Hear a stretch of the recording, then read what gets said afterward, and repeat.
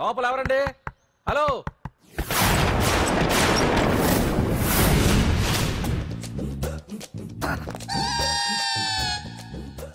అదేంటి సార్ బంగారం లాంటి డోర్ ఉండగా కిటికీ నుంచి వచ్చారు?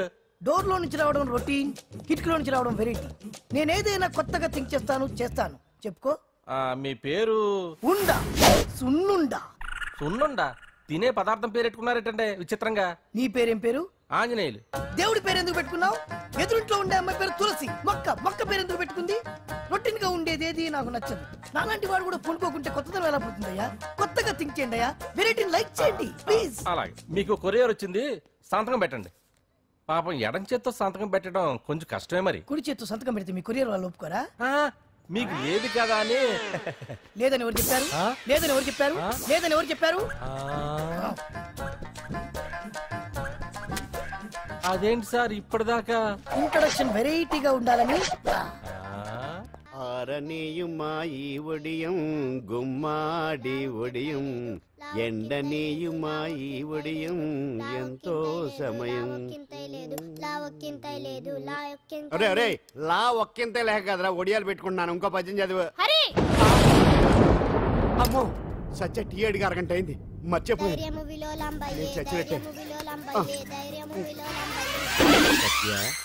ఏంటి ఎంతసేపు అడిగి? అంటే నీకు పప్పు సార్లు ఒడియాలు ఇష్టమని ఎంత కష్టమైనా పెడుతున్నాను, తాగు. ఏంటిది? కాఫీ అడిగితే టీ ఇస్తావా? అదే ఇందాక హాల్లోంచి టీ అని పిలిచావు కదా. నేను టీ అనలేదు, నువ్వు చెప్పింది వినపడక ఏమిటి అన్నాను. ఏమిటిలో టీ ఒకటే వినిపించి.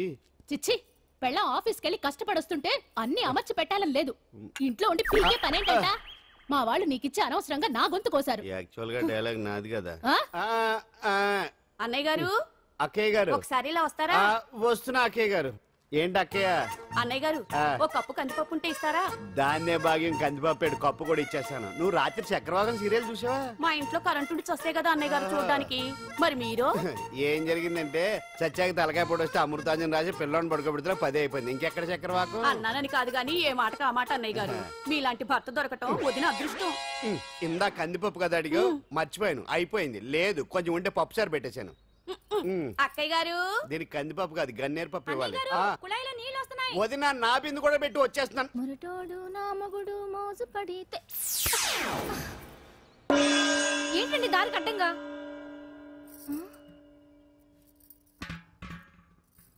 ఏమండి చెల్లెమ్మ నీళ్ళు వచ్చేస్తున్నాయట. ఏంటి ఏమైంది?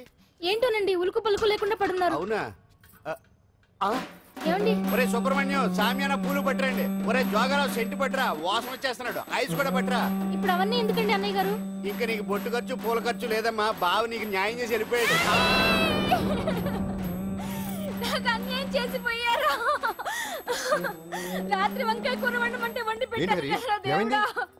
ఎల్ఐసి పాలసీ కట్టమంటే కట్టకుండానే పోయాడు.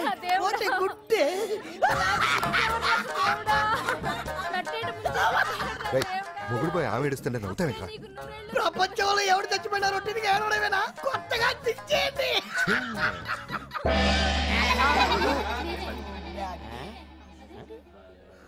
ఏటి కావుడు అందరూ ఇలా ఉన్నారేటి? ఎవడైనా పోయేటి? నువ్వే పోయావు అనుకున్నావు. నేను పోవడం శవాసనం వేసి యోగ నిద్రలోకి వెళ్ళాను. నేను శాశ్వత నిద్ర అనుకున్నా. ఎలా పాడ లేకుండా ఆసనాలు ఏంటి ఆంజనేయులు? ఆసనాలు ఉంటే తప్ప కానీ ఆసనాలు వేస్తే తప్పటి పండు. ఇదిగో నేను ఇలా ఆసనాలు వేయబట్టే ఇంత స్ట్రాంగ్ గా ఉన్నాను. యంగ్ వైఫ్ ని మెయింటైన్ చేస్తున్నాను. లేకపోతే ఇళ్ళగా పెళ్ళంచడం మొగుళ్ళగా అలా ఉండిపోయింది. పదండి వదిన, నీళ్ళు ఆగిపోయి టైం అయింది. రాసేళ్ళమ్మా నిద్ర ట్రస్ట్. బామా బామ్స్ బామ్స్ వచ్చా ముదురు. ఏంటి బెండకాయ బాగా ముదిరిపోయి ఎందుకు పనికిరావు, అందుకని పారేస్తున్నా. మరి వంట చెయ్యలేదు. మునక్కాయలు ఉన్నాయి కదే, ఎంత పొడుగున్నా ఏం లాభం? ఇది ముదిరి చచ్చింది. వంకాయ లేతగా ఉన్నా కోసే కత్తిపేట ముద్దు బారి తెగి చావడం లేదు. అయినా ఇప్పటిదా 33 ఏళ్ళు ఆయే. ఆకలేస్తుంది. కడుపులో కటింగ్ ప్లేట్ పెట్టి తిప్పుతున్నట్టుంది. త్వరగా ఏదో వంట చేయి. పాండు కొంచెం చూడవా, ఎంత కొట్టినా స్టార్ట్ కావట్లేదు. ఎందుగా ఉంది? భూమి పుట్టినప్పుడు పుట్టిన బండి అది. వయసు ముదిరితే మనిషి అయినా బండి అయినా అంతే. ఎందుకు పనికిరావు. ఆగాగా వచ్చినప్పటి నుంచి చూస్తున్నాను. ఏంటే ముదురు గిదురు డబుల్ మీనింగ్ మాడుతున్నావు? నేనే కాదు, బస్తీ బస్తీ అంతా కోడే కూసి కుక్కాయ మొరుగుతోంది. ఏమని? నీకు ఇంకా పెళ్లి కాదని. నీ పెళ్లి కళ్ళరా చూద్దా అనుకున్నాను. ఊరుకోవే. నాకు ఆ యోగం బామ్మ లేకుండా నేను ఒకటి అడుగుతాను చెప్పే. ఏమే నేను పెళ్లి చేసుకోవాలంటే నాకు నచ్చిన పిల్ల దొరకాలి కదా. నువ్వు అనలే కాని ఆ, అందమైన రాజకుమార్ నీకోసం నడుచుకుంటూ రాదురా.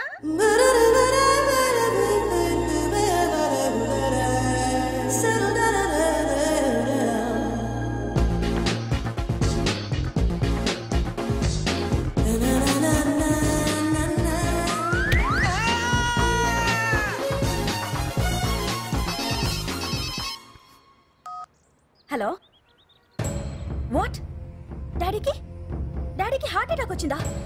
ఎప్పుడు వచ్చింది? ఇప్పుడు ఎలా ఉంది? ఏ హాస్పిటల్ అడ్మిట్ చేశారు?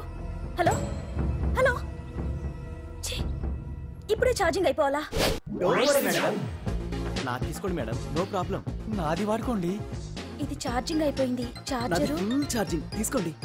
నా సిగ్నల్ సూపర్, ఎక్కడైనా వస్తుంది. Okay thank you. హలో ఇది సిగ్నల్ రావట్లేదు. నాది వస్తుంది, తీసుకోండి. Full signal. Okay hello hello ఇది కలవట్లేదు. ఇది ట్రై చేయండి please. Okay thank you. Hello ఇది కలిసిందండి. Hello Carry on. ఏ హాస్పిటల్? రూమ్ నెంబర్ ఎంత? డాక్టర్ గారు వచ్చారా? ఓకే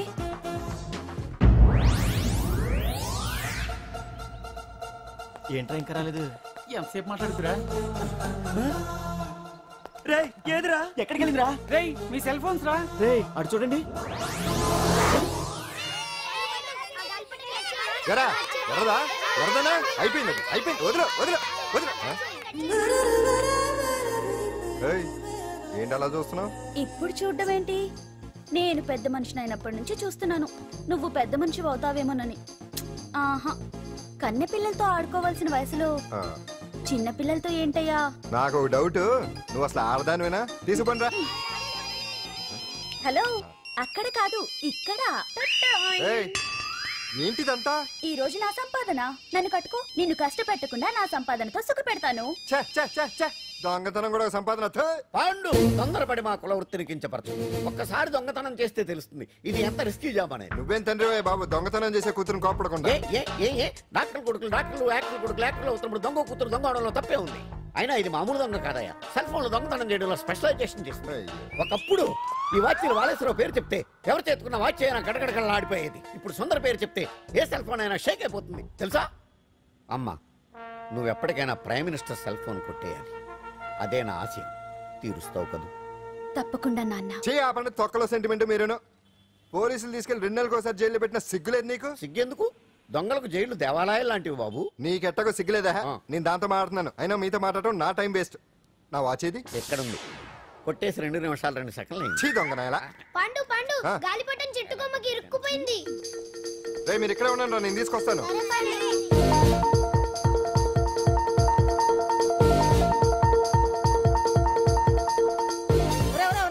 ఎక్కేస్తున్నాడు.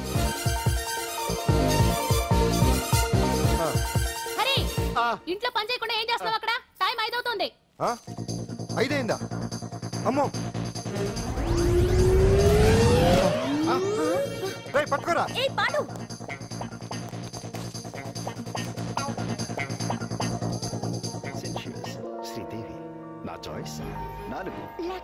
అమ్మయ్య, అంజలి ప్రోగ్రామ్ ఇంకా రాలేదు. అంతెత్తు మించి దూకింది. టీవీ చూడ్డానికా? టీవీ చూడటానికి కాదు, టీవీలో అంజలిని చూడటానికి. ఇదిగో పిల్లలు ఫోన్ నంబర్ ఇస్తారు, ఆ నంబర్ మీరు అందరూ కొట్టండి. ఇదిగోండి పట్టుకోండి. ఇదిగో పట్టుకో. నమస్కారం. వచ్చింది. ఈ పోటీ ప్రపంచంలో ప్రతి మనిషికి మానసిక ఒత్తిడి ఒక పెద్ద సమస్య అయిపోయింది. అలాంటి సమస్యలకు పరిష్కారం చూపడానికే ఈ మీకోసం కార్యక్రమం. ఈ లైవ్ ప్రోగ్రామ్ లో ఈ రోజు మిమ్మల్ని కలుసుకోబోయే వ్యక్తి ప్రముఖ మానసిక వైద్యులు శ్రీ గుండు హనుమంతరావు గారు. హనుమంతరావు గారు నమస్కారం. నమస్కారం. కొట్టండి కొట్టండి. నంబరు 04014374757.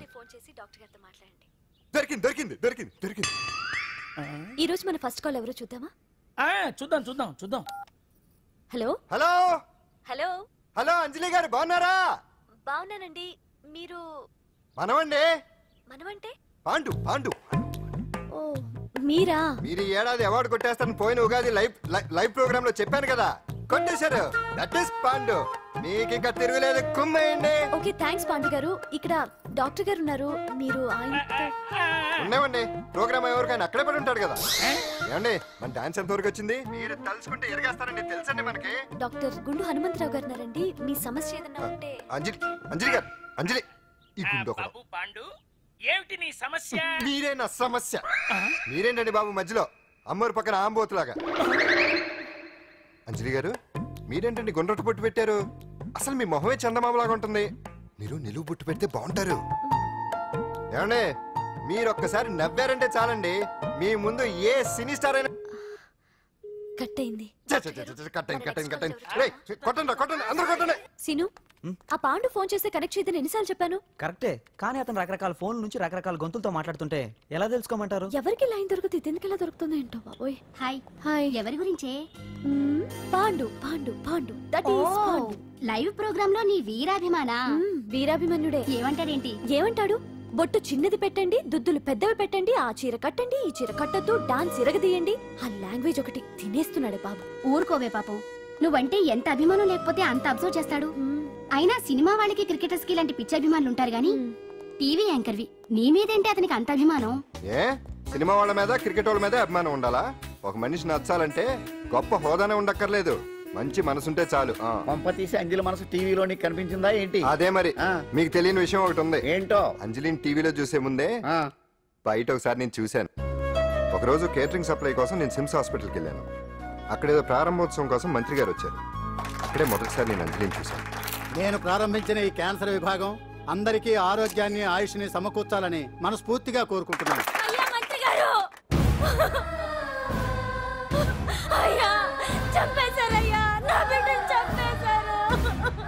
ఏం జరిగిందమ్మా? నా బిడ్డ గుండె ఆపరేషన్ ఉచితంగా చేస్తారని మీ గవర్నమెంట్ వాళ్ళు ఎడకి తీసుకురమ్మని చెప్పారయ్యా. తీరా తీసుకొచ్చాక ఆపరేషన్ రేపు చేస్తాం మాపు చేస్తామని నెలల తరబడి తిప్పుకొని చివరికి ఆపరేషన్ చేయకుండానే నా బిడ్డని చంపేశారయ్యా. నా బిడ్డకి ఊపిరి పోస్తారనుకున్నాం గానీ ఇలా ప్రాణం తీస్తారనుకోలేదయ్యా. చేసిన ఆపరేషన్స్ కే ప్రభుత్వం నుంచి గ్రాంట్ రిలీజ్ కాలేదు సార్. ఫండ్స్ లేవు, అందుకే వాయిదా వేయాల్సి వచ్చింది. ఈ రోజు ఆ బిడ్డకు పట్టే గట్టే రేపు మా బిడ్డలు కూడా పట్టొచ్చయ్యా. మీరే ఏదో ఒకటి చేసి మా బిడ్డల్ని కాపాడండి అయ్యా. ప్రభుత్వం సరిగ్గా స్పందిస్తే ఇలా జరగదు సార్.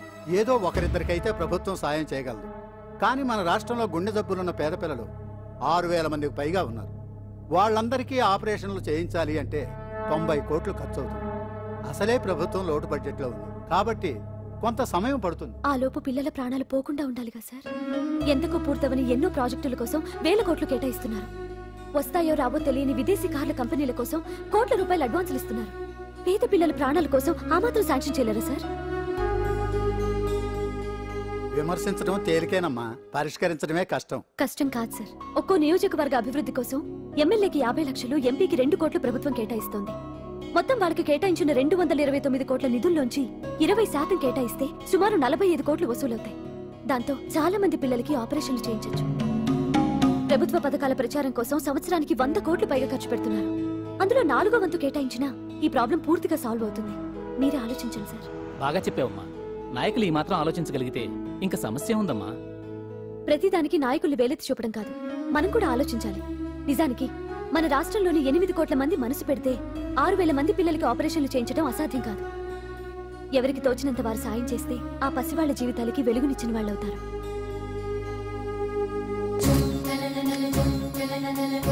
ఇదిగోండి సార్ చెక్. ఇప్పటి వరకు నేను సంపాదించిందంతా ఈ పిల్లల కోసం విరాళంగా ఇస్తున్నాను.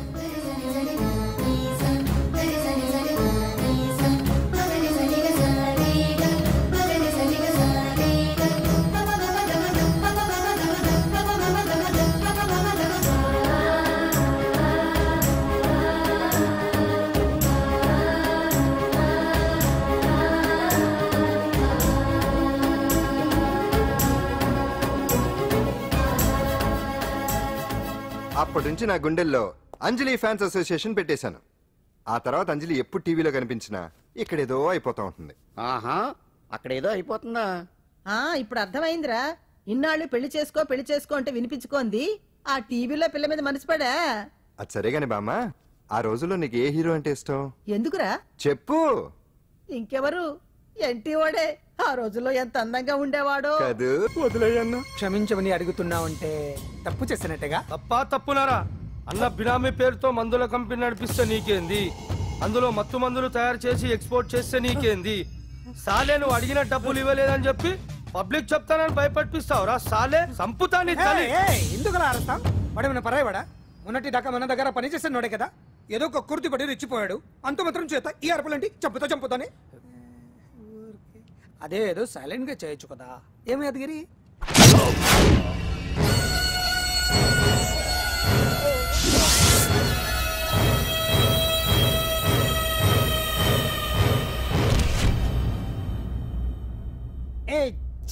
రంగులో అంటుకుని చెతికి రక్తం అంటించాడు. ఎంటలో చూస్తున్నారు, తీసండి. ఇదేమన్నా అజంత శిల్పమా ఎదురుగా ఉంచుకోవడానికి? తీసండి. పొద్దున్న ఎవరి ముఖం చూస్తున్నా. మాస్టర్ గారు ఆపేరే, వాయించండి. ఇలా ఆందోళనగా ఉన్నప్పుడు హిందువుల రంగం వింటే మంచిది, వాయించండి. ఇందులో ఏదో తగ్గిందే. ఓ సూర్యుడు. ఆగండి వెళ్ళండి.